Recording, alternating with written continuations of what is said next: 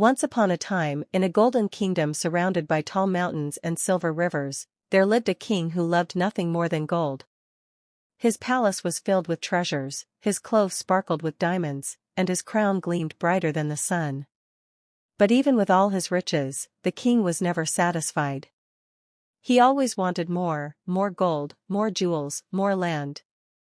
The people of his kingdom suffered because of his greed. He increased taxes and took even the smallest coins from poor farmers and shopkeepers. In a small village at the edge of the kingdom lived a girl named Meher. She was not rich, but she was known for her intelligence and kind heart. People came to her for advice because her words always carried wisdom. One day, the king announced that he wanted to collect a new kind of tax, a wisdom tax. He said, "If anyone thinks they are wise, they must come to my palace and answer 3 questions. If they fail, they must give all their gold to me."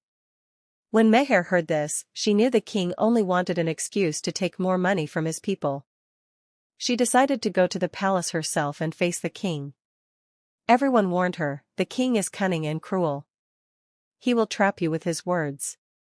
But Meher only smiled and said, "Truth always defeats greed."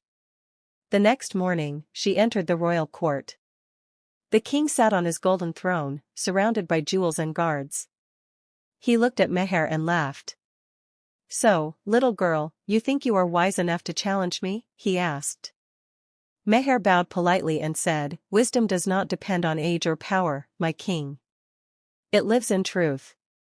The court fell silent. The king frowned and said, "Then answer my 3 questions. If you fail, I will take everything you own." Meher nodded confidently. The king asked, "What is the most powerful thing in the world?" Meher replied, "The most powerful thing is truth. Even kings bow before it, and even time cannot destroy it." The king was surprised but tried to hide it. He asked again, "What is the most valuable thing in the world?" Meher answered, "A pure heart. Because gold can be stolen, but goodness cannot."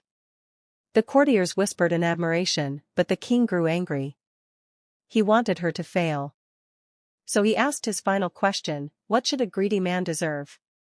Without hesitation, Meher said, "A greedy man deserves his own greed. Because the more he gets, the more he loses peace. He becomes a prisoner of his desires." The hall went silent again. The king's face turned red. Her words had struck his heart like an arrow. He realized she was talking about him. But instead of punishing her, he felt shame. For the first time, he looked around and saw how empty his palace truly was, so full of gold but so lacking in happiness.